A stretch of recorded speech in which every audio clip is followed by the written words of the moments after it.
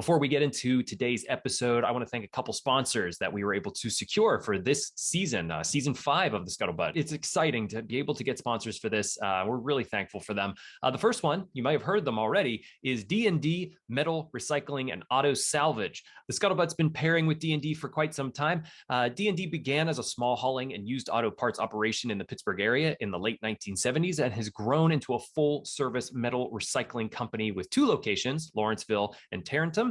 These are state-of-the-art scrap yards with deep roots in the community and a strong commitment to the service of their customers. D&D accepts all types of metal, both ferrous and non-ferrous, that may be generated by industrial manufacturing, construction and demolition, small commercial entities, as well as individual customers. They have a wide variety of material handling equipment and are capable of managing any job in a timely and efficient manner.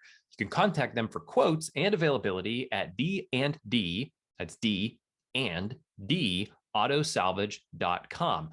Thank you, D&D, for supporting this podcast. Been wonderful collaborating with you, and we're looking forward to being with you all through season 5 here. We'd also like to thank a new sponsor for the Scuttlebutt, Tobacco-Free Adagio Health. Tobacco-Free Adagio Health is dedicated to preventing and reducing tobacco use and increasing education about tobacco hazards and secondhand smoke. Of course, the best way to be tobacco-free is to never start. And we'll be sharing more about the many programs offered by Tobacco-Free Adagio Health in the future. You can check out more of their work at tobaccofree.adagiohealth. It's ADAGIO health.org. Tobaccofree.adagiohealth.org. Really excited to have sponsors on board for the Scuttlebutt, and I hope you enjoy this upcoming episode. So many service members make decisions based on their family, right? It's not like service member themselves is kind of floating around, on their own. They're like, oh, we have to move into this new community. I wonder what the school districts are like. I wonder what this community is safe for my family. Are there going to be resources to help support them? And so I think that, for us, really, we think really holistically about the children, but also their families.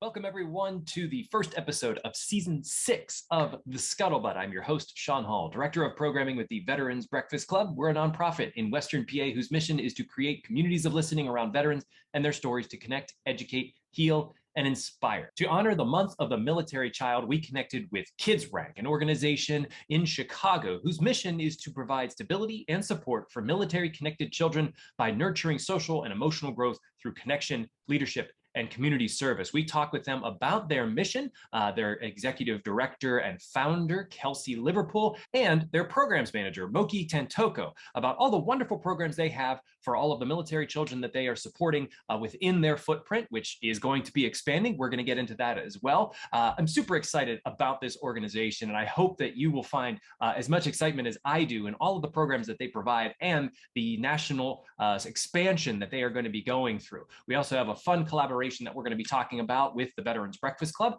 So sit back and enjoy. And if you are just joining the Scuttlebutt for the first time, you can check out all of our episodes on YouTube or wherever you get your podcasts. Please like, share, subscribe, ring the bell, and please be sure to drop me a line, Shawn, SHAUN, at veteransbreakfastclub.org. If you have any ideas or thoughts or comments, I'd love to hear from you. And we also love reading our viewers' comments here on the podcast. And without further ado, enjoy the show. Joining me for this really incredible episode and celebrating the month of the military child are 2 wonderful ladies from Kids Rank in Chicago. I'm going to leave it to you to introduce yourselves. Kelcey, please, welcome to the Scuttlebutt. Thank you, Shawn, so much. Hi, everyone. I'm Kelcey Liverpool. I am the founder and executive director of Kids Rank. I was a military spouse for 17 years, Navy, and started Kids Rank as a way of allowing our children to have a space where they could connect with each other, work towards leadership opportunities, and be of service to their communities. And so I have 2 military kids of my own that are now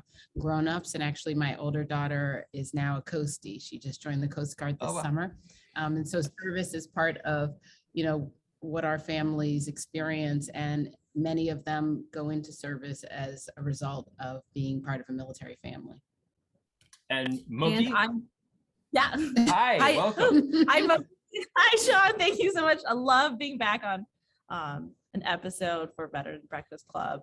So I'm Moki Tantoco. I am the Kids Rank programs manager, and I actually met Kids Rank and Kelcey Liverpool through a collaboration that we will be talking about today when I previously worked with the National Veterans Art Museum as a arts educator. So super excited to be here.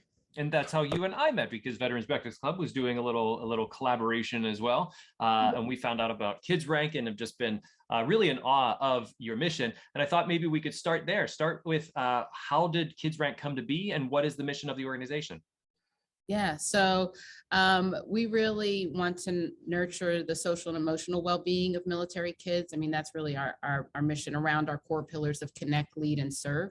And so we do that through programming. We do weekly programs that we meet with the kids, and we have curriculum that we've developed to strengthen their, kind of character traits and like adapt or bravery or courage. This year, the kids are working on trust, strategy, and resilience, which are really important traits, because we want to give kids the skills that they'll be able to take into adulthood. And so, we're not a coloring in the corner kind of organization. We really want to give some skills that will be beneficial to them in the long run.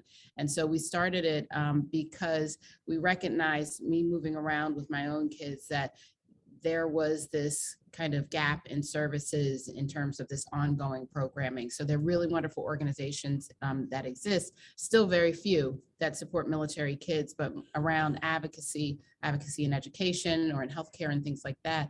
But there wasn't this kind of direct service peer-to-peer model in the way that we're doing it. And so we are grateful to have this opportunity to have served.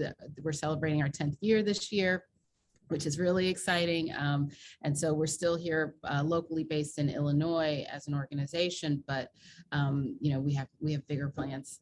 We can definitely feel you on that. The sort of bigger plans as the pandemic went and we went sort of nationwide, that, you got to look outside and you realize that there are a lot of people that could follow that mission.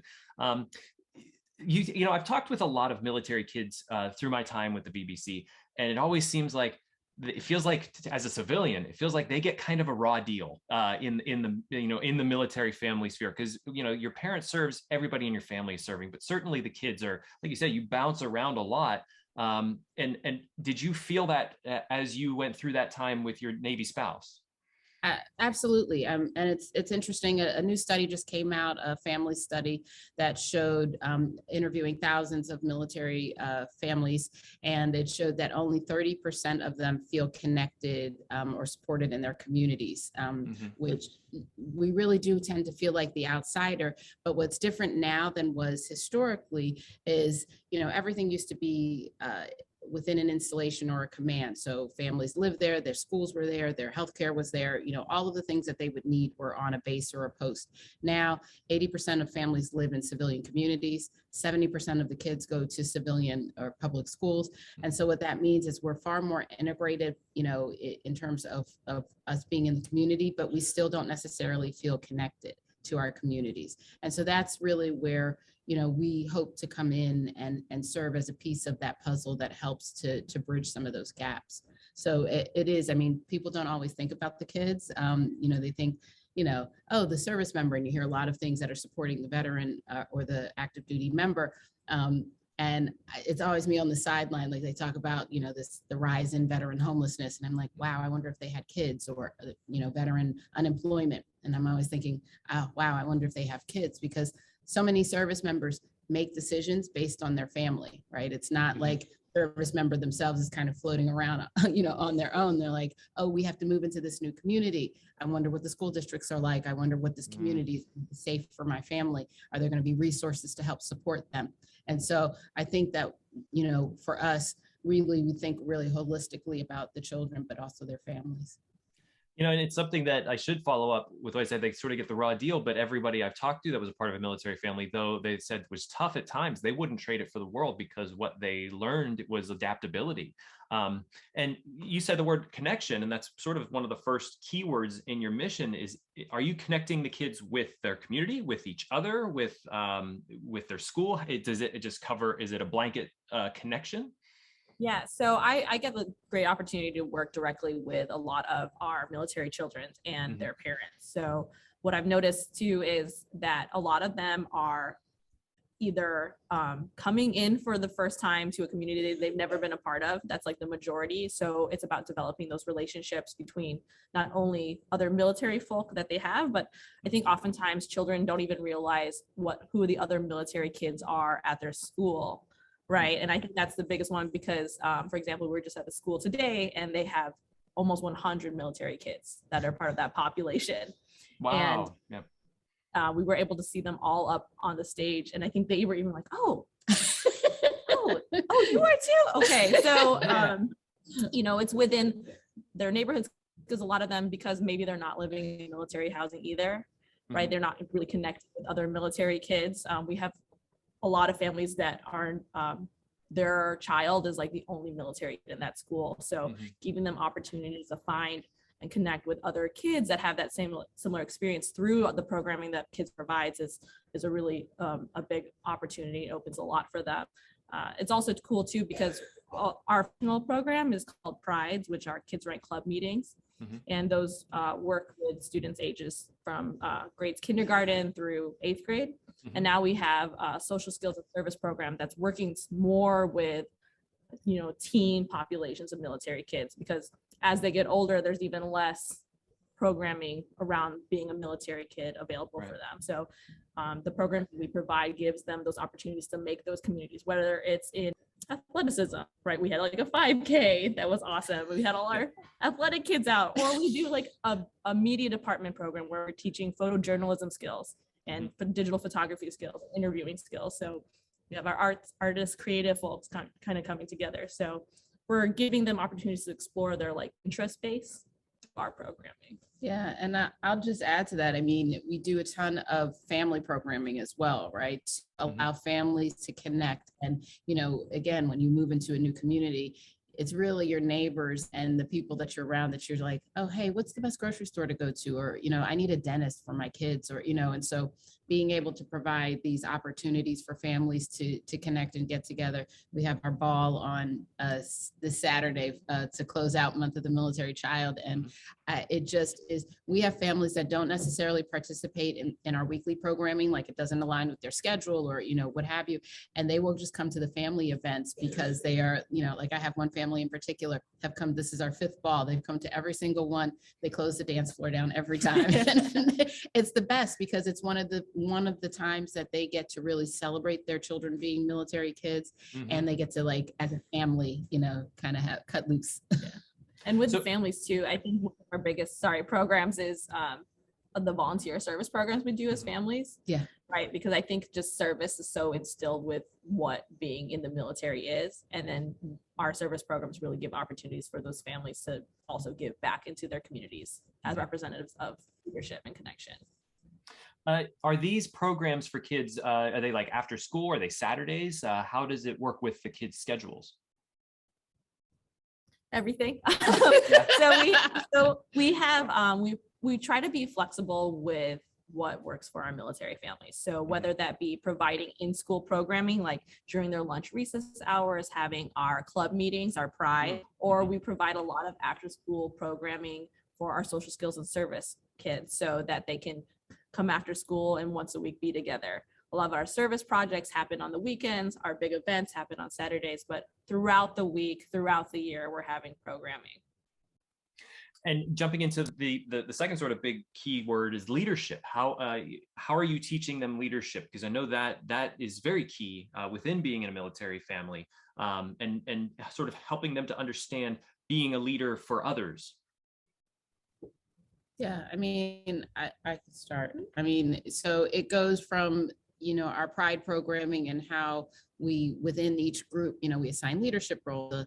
Our groups are called Pride. So we have a lead Pride officer, spirit Pride officer, giving them opportunities to step forward and be leaders, with their peers. But I think that we do similar things in how we address programming, right? And so it really, we're encouraging us as, leaders in the program.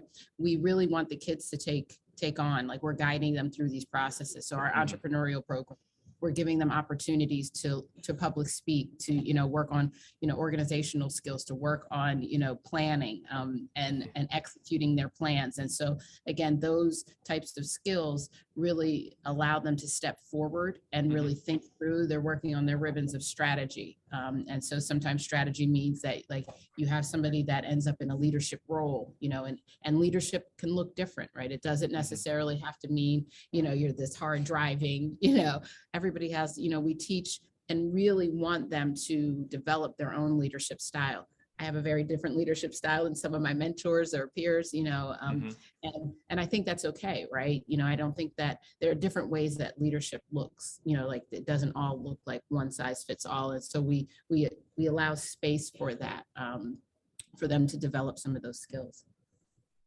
That's fantastic.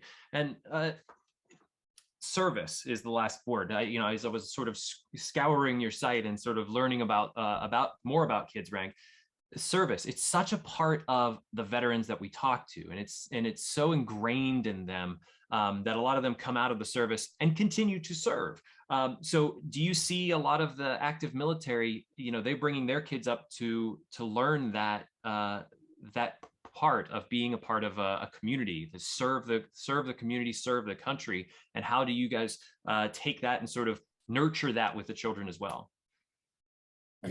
Yeah, well, for the service, it's such a big part, as you said, it's such a big part of what we understand with veterans, right? We're always saying thank you for the service, right? But one of the coolest things about being able to work directly with active duty families or reservist families is that, right, you see that sort of belief in service coming down from the parent to the kids.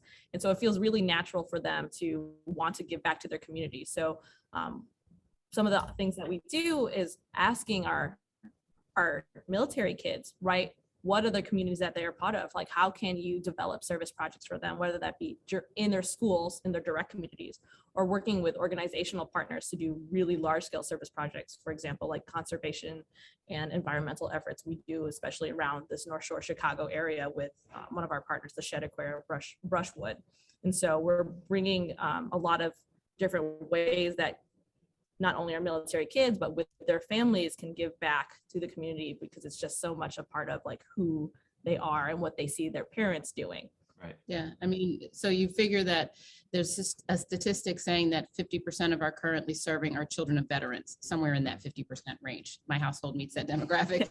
But, that really speaks to, and I would actually be curious, the 50% that is not joining the military, I'd be curious to know.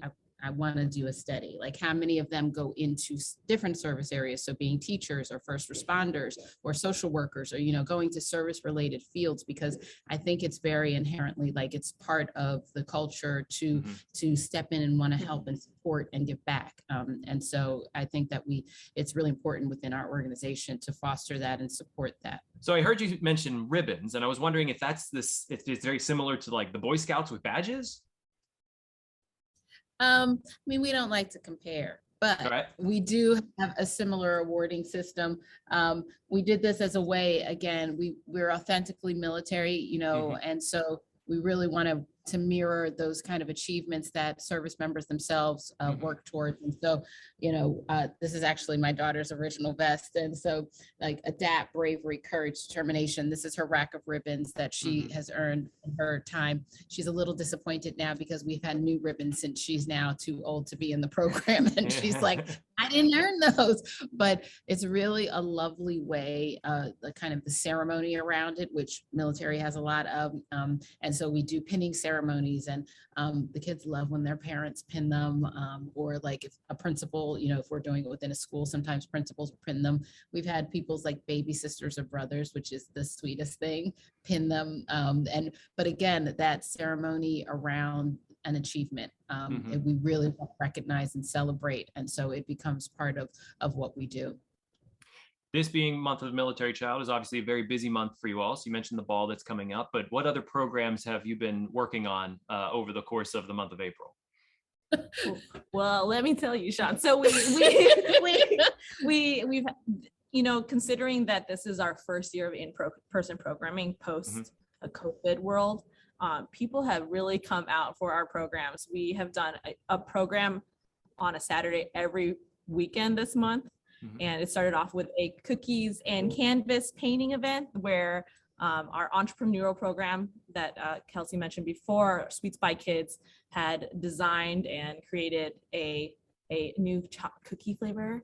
And we served that along with doing a painting demo that was hosted by a military spouse who's also an illustrator in collaboration with another military spouse who was the author. And that was like sort of the launch of our events. And then since then, we also did a major service project. One of the major service projects that Kids Rank does is Kids Rank Welcome and Farewell Kits, where we pack these really awesome, like, welcome to the area, or like, good luck where you're going next, where we just filled with like fun activities to let our military kids know that they are really treasured and celebrated. And we give those to our community partners to give to their new students that are coming into those schools, or saying goodbye to students that are PCSing or having a permanent change of station. Yeah. And then Kelcey mentioned earlier our 5K, which was the first one. The first 5K. It was a lot of fun. It'll be the first annual.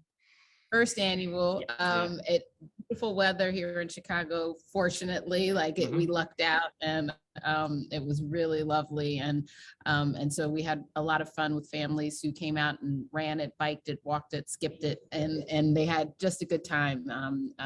And then we did our event with the USO. We partnered with the USO every year. This was our 4th annual event with them, and we do just a big family adventure, we call it. And so that was a ton of fun. And then and then we had our Masks of Hope exhibit, which is a program that we actually, how I met Moki, and we worked together on curriculum and developed this program for military kids. And we will actually be launching it nationally next month in partnership with the Wounded Warrior Project and the Elizabeth Dole Foundation.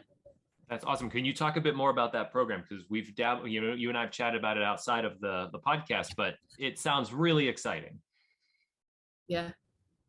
So we have our Masks of Hope program curriculum that that's how I met Kelcey, that I was working at the National Veterans Art Museum, and she had reached out, and we partnered together to develop this curriculum that was exploring sort of what are the masks that as military children that you wear in school or at home, or right with your other communities, and how does that change versus like what you feel on the inside. So it was just such an incredible sampling of, we had 100 kids participate in our first iteration of this program, and to see the feelings and emotions and their explorations of like how they perceive themselves and like what their self-identities are, and like how they want people to perceive them, or what they think people perceive them as, was just absolutely eye-opening. So we were very fortunate, actually, because of the pandemic, to really dive deeper into this curriculum and turn it into an exhibition and a catalog, and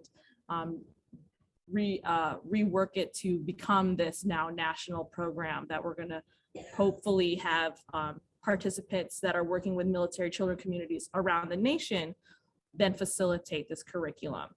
And part of that is to really get back some information. Research on military kids is relatively new, although military kids have been around as long as there's been a military. Yeah. Right? But I mean, to be fair, historically, service members did their time in service before they necessarily had families. And so the phenomenon of families with a military member, it is, relatively new. But that being said, we want to collect data, recognizing that, there sometimes tends to be kind of the singular idea of what a military child or family looks like. And so that part of the effort of this project is to really dive into and show the beautiful, variety of military families, of military children. We have, military kids from all different backgrounds, service members that are coming from all parts of the country, all parts of the world, dual military families, just the variety of family and households. And so this project, we're going to be collecting information and really being able to kind of take a deep dive and look into kind of this, beautiful quilt of military kids. But we have some of the masks that we would love to show you. Definitely.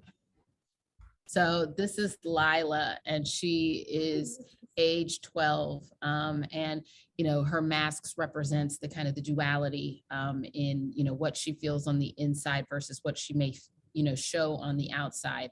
And so there are words on the top, that she kind of thinks about and is, in her head. And again, some of them are, fun and, like open and happy, where some of the ones on the darker side, may be a little dark or sad or, mood or those kinds of things. And really, Moki does a beautiful job in facilitating this curriculum and having the kids think about color, what it represents and, some of those feelings that go along with it. And really, thinking about what that design might be as they're expressing.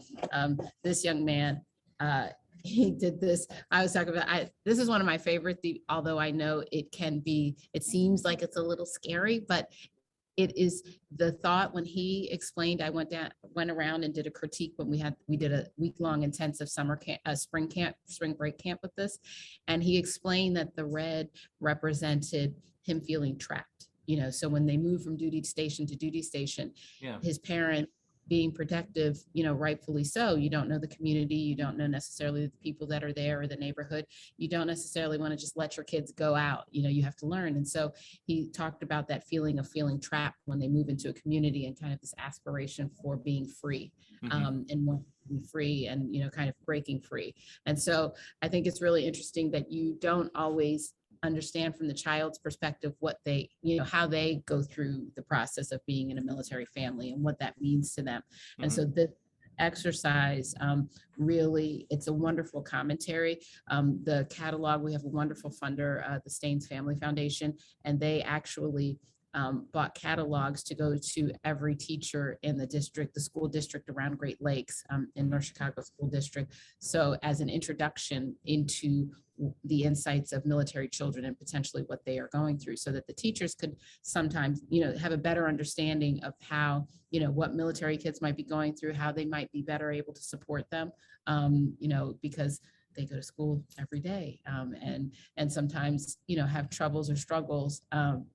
And it was interesting because they said that, military kids will show up on time, they'll be well behaved, but it's really their mental health and well-being that we really want to make sure that we're keeping an eye on and keeping check. And so we think about ourselves as kind of a preventative organization. We give them a lot of skills, we give them support, we give them resources so that when those challenges arise, which they will, because it's just life, that they have a little better footing in being able to adapt and adjust to them.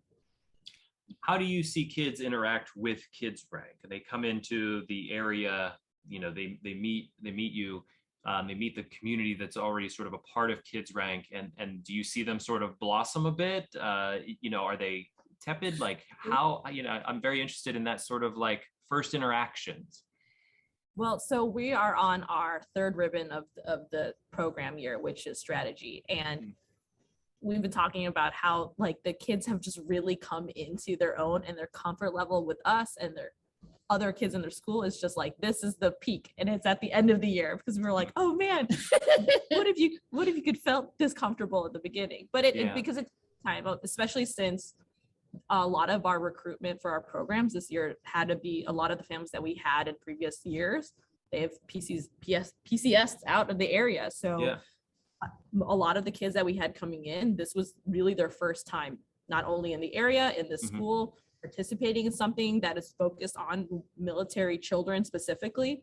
So there was a lot of like trust building and having to like create what Kelcey was talking, we're building these skill sets. Like one of the biggest things is communication and like advocating for oneself and being able to express. And, it's so rare that you get to have these like deep conversations, especially with specifically military children, about like what that experience is like, because that's not a class in school, right? It's not something you come home and talk to you about dinner, right? But because we like myself, Kelcey, our other leaders, we work one-on-one with these kids, we also are able to become advocates for them within their schools, right? So I think Kelcey mentioned, right, things can feel okay on the outside, and then we'll have maybe a kid act out during school, and then sometimes the teachers will actually pull us in because we know we have that trust with them, so we can say, oh, actually their parent has deployed this week. So that kind of makes sense.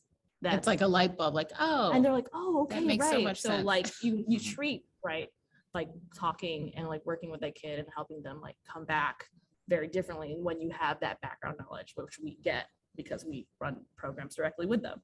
Right. Moki, did you come from a military family? I did not. Well, that's what it's what's so interesting. So what made you want to work with military children? Well, it was an exhibition at the National Veterans Art Museum that I had attended after graduating, and honestly, I was completely blown away by the work that was there, which was weird considering I had spent so much time working in the arts and art history, and I just saw a demographic of people that were influenced by decisions that I've made as a voter, right, as a community member, and I just didn't realize this part of their life. And then working at NVAM and now meeting Kelcey, it's opened it up even more because I get to work with the military service member becoming a veteran. Yeah. Right. And we talk about all the time that all military kids will one day be veteran kids. And right. It's very cool to see like where those pathways start and like how that influences what happens when they transition out. And especially since a lot of the families we're working with in this area specifically are, you know, maybe towards sort of the ends of their military career, which is very different from working with, you know, like younger families or like just newer recruits. And so that has been a really special sort of understanding of what the totality of the military community is like. And as a civilian, I just felt, right, I'm attracted to stories, right? And the folks that I've met working with Kids Rank have had, and the kids have some of the best stories I've ever heard. So I was like, how do I stay here for as long as I can? I mean, we were just at a school this morning for their month of the military child celebration, and the teacher was saying, you know, they said it in the assembly that what the military kids bring to their classrooms and to their school community is really wonderful because, you know, we've had kids that are stationed overseas and, you know, lived in Japan or Bahrain or, you know, or just lived across the country and have had so many life experiences that many kids in their classrooms have not had. You know, a lot of them potentially only have lived in one place. And so they bring this kind of, you know, I remember one teacher telling me, you know, oh yeah, we were just studying like Japan or something. And this kid's like, oh yeah, I lived there. Oh, I went and saw it. And they're like, oh, share a little more about that with us. And, you know, so having those as points of reference, you know, these kids really bring a lot to the table. And I think like, that's the whole point for us is like, recognize that's a thing, like that's a strength, that's a really wonderful quality. Don't be, you know, don't feel like that's something that you should have to be embarrassed or hide or sad, or like you should be really proud of that you get to have these experiences that maybe other kids don't. How do you further support that? So you mentioned the social and emotional well-being of the military child. Speak to some of the programs that sort of nurture that specifically. Yeah, I mean, really, our Pride program is one. I mean, well, really, any of them that we're working directly with the kids supports that. We really, our leaders are fantastic. They take the time to get to know each of the children. We have developed curriculum. We had a whole curriculum team last summer that worked on standardizing because the goal is to be a national organization. And so part of that is standardizing the curriculum. And so we had a woman really wonderful who is a social and emotional learning specialist. And so she did a lot of the reviewing, making sure that our curriculum addresses and has touch points around, you know, how we best work with and foster kind of these skills, because they're not soft skills, is not the word. Because the skills that you don't necessarily learn in school, right? In terms of building relationships, building connections, communication, you know, 21st century skills, right? Yeah. You know, that will allow them. So we do a lot of that kind of interpersonal relationship building skills, and really trying to get to know each child for who they are and celebrate that. You know, like not all the kids need to be the same or shouldn't be. You know, so you may. You know, we have, like, if we're running activities where it's very competitive, a lot of our kids are very competitive. a lot of military folks are very competitive. Yeah. But some kids aren't, right? And so then, we can pull those kids out aside and not say, oh, you just go sit over there while we're doing this. They become our timekeepers, or can you be our photographer for the day? Or could you like cheer people on when they come across or finish whatever, high five everybody, there's a role for everyone. And that's the thing, we're finding strengths in the kids for who they are, not trying to make them something other than what they really are. How does a child join a Kids Rank Pride? How do they get involved? Right now, you have to live in the Great Lakes area. Okay. Or that's true. Yes. We, one of the things that came out of the pandemic was virtual programming, and Mhm. so we actually had continued virtual Pride, where we have military kids in California and Virginia and Illinois participating in a weekly virtual Pride that's led by one of our amazing leaders, who's also one of our Kids Rank parents and a Kids Rank spouse. So we're going to go national. It's going to happen. And but until then, right, there's our Great Lakes area, North Shore, Chicago, or joining our virtual Pride. So we just finished our strategic planning process this past summer. And so the goal is that in the next 3 years, this is the goal as of now. Regionally, we have Rock Island Arsenal and Scott Air Force Base here in the state. And so really testing the model, because really it's very important to us that we have something that, it's really special what we do. And so we don't want to lose the magic of what we've created here by trying to expand quickly. And so we want to make sure that we have all the pieces in place so that when we do move, that we have something that's consistent and sustainable, because that would be my biggest fear, is that I don't want to give something to kids and then say, oh, never mind, we have to take this back. I really want to make sure that they are getting a really consistent, strong program, because that's the whole point. When they transition from duty station to duty station, having that continuity. So service members will have a sponsor when they move into a new community, and the spouses will have an FRG or some sort of family support group. There's not really anything specifically for the kids. And so that's kind of our goal, is to be able to provide this as that, that thread that they can have at each duty station, so that they know going in, okay, I know I'm going to meet another group of friends that I'll be able to connect with. How do you keep that from mission creep?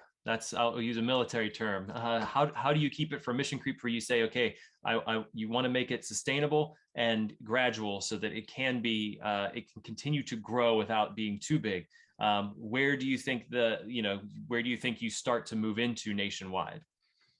Well, I mean, that's the whole reason of moving slowly, is to help prevent some of that mission creep. So not just following opportunity because somebody says, oh, come, we can do it now here. Mm-hmm. We're very intentional for that purpose, right? So we need to make sure that we have our school. So we've done a really good job here in Illinois over the last 10 years. So we have really great relationships with our local school districts. We have a really great relationship with our local command, with our funding partners, with our partners, organizationally, USO of Illinois, Blue Star Families locally, the Shed Aquarium, or, a lot of organizations that are local to us. And so now we have this blueprint, right? And so then moving it will allow us to stay very tight in terms of what our mission is, and how we serve it and how we do it. And then just say, oh, now we're in a new community. Let's reach out. We know how to reach out to the school districts. We have a relationship with the Chicago Bulls. So maybe we can reach out to a local, another local sporting team that might want to support. And so we have this map that allows us to stay, that we can kind of check through and say, oh, we don't have all the pieces in place now. So we have to wait until we're able to do that, so that we can stay really, authentically who we are. Yeah. And start inside out. You start with the community that's there and not just dropping it. And that's been the biggest thing. Yep, absolutely. Statistically, do you know which city in the States has probably the biggest concentration of military families? I would assume that it'd be around sort of the forts. So yeah, Virginia, Hampton Roads area, California, these areas, Texas, North Carolina. So these areas tend to have multiple branches of service kind of all in the same area. And so then have really large populations of military children or families, children. But, you know, we don't know that it would seem like we would go there first, but it might be better. Naval Station Great Lakes is kind of a unique command. It's the only boot camp in the country left for Navy boot camp, and so the children that we serve here are mostly children of the support staff for Naval Station. So it's not the recruits coming in, you know, that are, you know, becoming sailors, young sailors. It is the support staff, like the instructors, the boot camp instructors, the instructors when they go over, you know, to go over to learn whatever their rate is going to be for the hospital staff. So it's a little bit of a different type of command here, which maybe this would be a good setup because they might not have as many resources available to them in communities like this that you might at a very large installation. And so there are many of these kind of pockets of military installations around the country that, you know, maybe don't have as many resources. And maybe that's where we start when we start going nationally. We actually have another thing that we have over 700 kids around the world now that were in our program and now have gone on, you know, have left. And so it's fun to track them. But, you know, we kind of could technically start up where they move, right? And so we've had to hold back because a lot of families are like, are you coming? I could start a group here. We could get going. You know, one of our leaders is PCSing at the end of this year. We're very sad.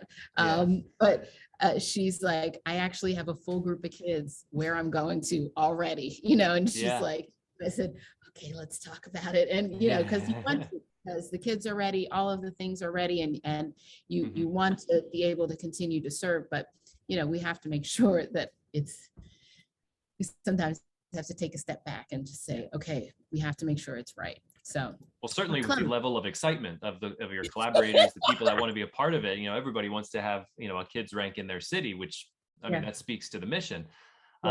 You mentioned the leaders a couple times, and I'm just interested about how you find the leaders, who they are, what they do, how you can become a leader.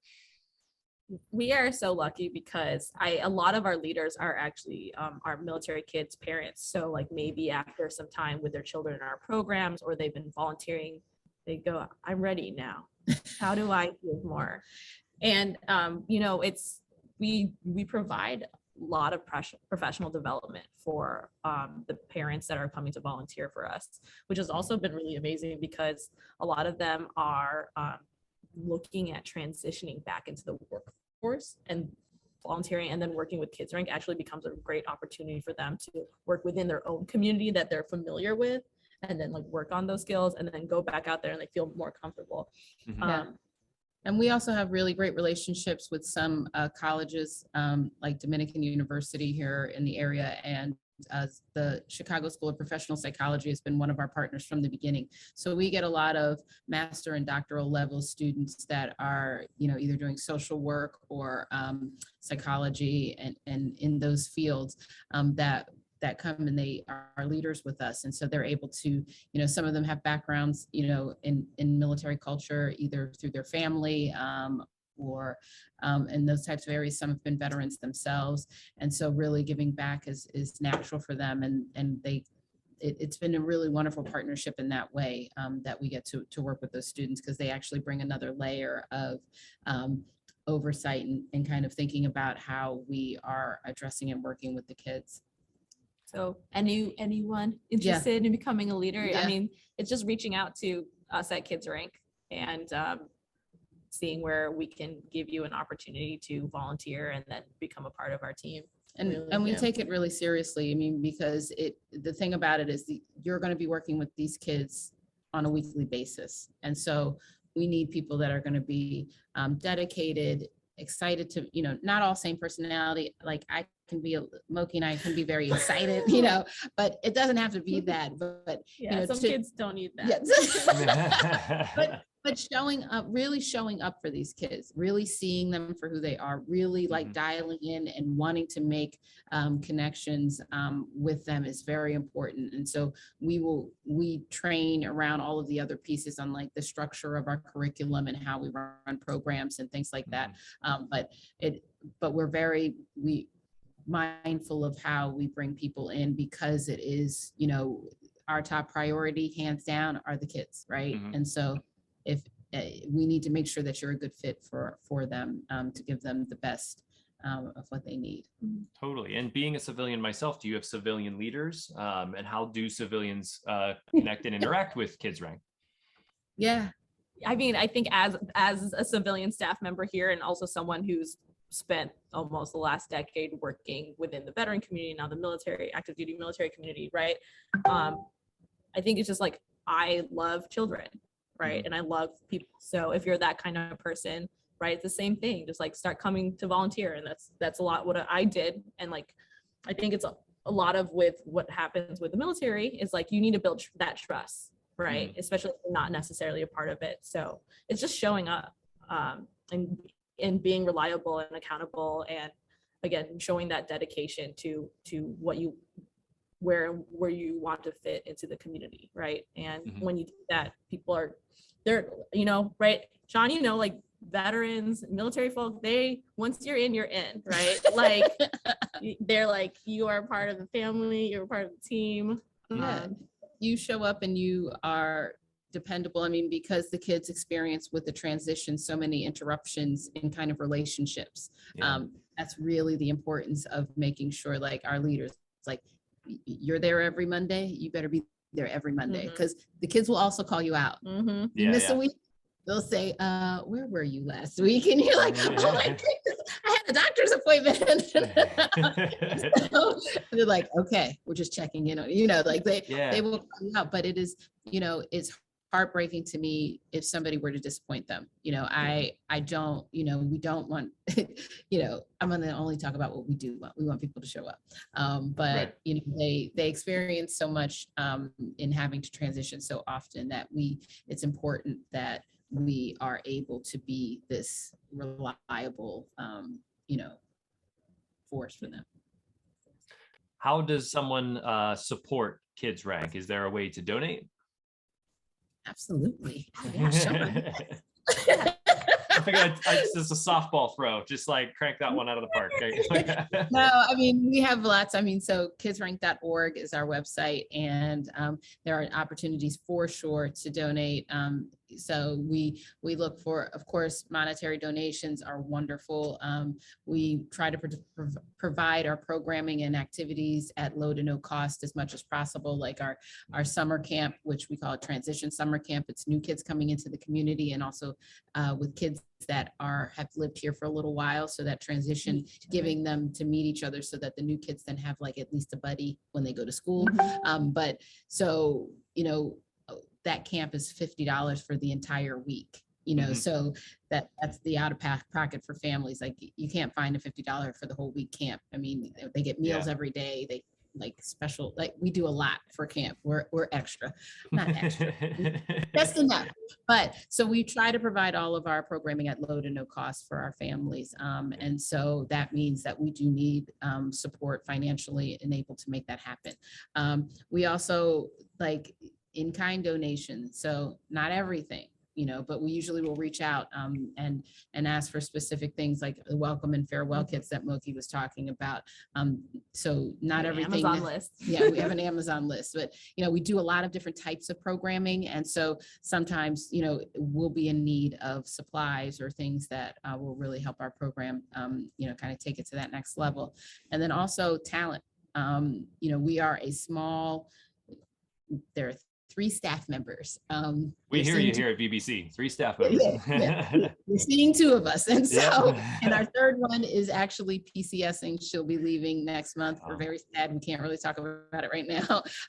But she and her family are PCSing. Her husband does our social media. She's on our staff. Her kids are all in the program. Like, this is what happens. It becomes a very family event. But we're always looking for talent and skills, because there's so many areas we're doing lots of things. And we really need people, again, that are dedicated. So maybe not working with the kids, but they might want to volunteer with us and helping us, like organize our systems and our technology, or our, so there's so many areas kind of as an organization as we grow, because we do have this really clear plan and vision of where we want to go.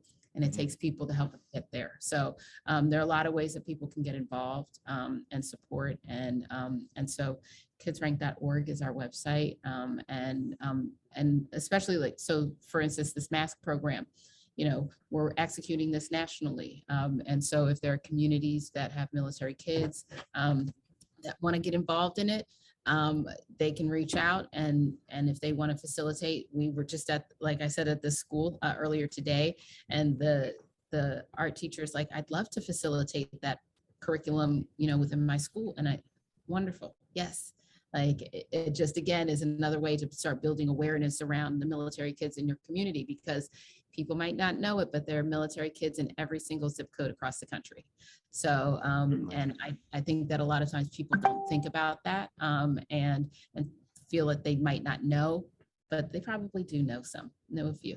Well, I know here in Pittsburgh, we would love to have one of those programs. I've talked with my usual co-host, for those listening in, Ryan All, who's an Army veteran, about this program, and he's ecstatic. He would love to see this come to Pittsburgh. So I hope that we can get a collaboration going.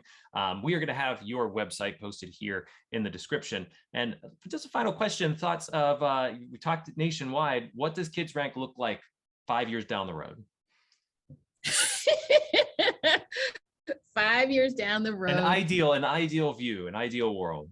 Ideally, Kids Rank 5 years from now will be across the country in many states. I would say, if I had to give it a number, probably 10 to 15 states. Oh, cool. Yeah.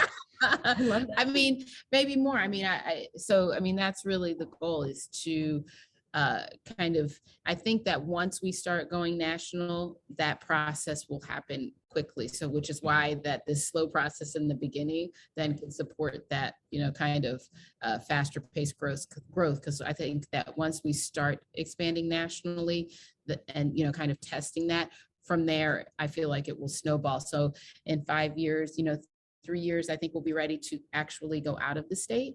Next 2 to 3 years out of this state. And then I would say 5, I think it will exponentially grow from there, which would be awesome. I mean, we would love to see, and be able to follow our kids where they're going. And, a lot of our kids now our originating members are now in college. I did some recommendation letters. One of our early members he just got accepted to Purdue for their engineering department, and, is thrilled. I mean, so seeing where they go and how they, continue to lead and then also come back and work with us and work with military kids, I think would be really wonderful.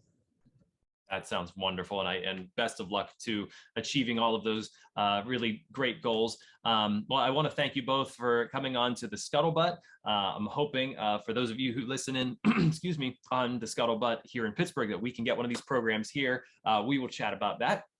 And, we're going to have many more episodes coming up throughout our new season 6. And hope that you like, share, subscribe, and ring the bell on YouTube, so you are the first to know whenever we release new episodes every Monday. And be sure to check out them at kidsrank.org for all the wonderful programs they have going on. Kelcey, Moki, thank you so much for coming on the program. Thank you. Thank you, Shawn. Thank you for having us.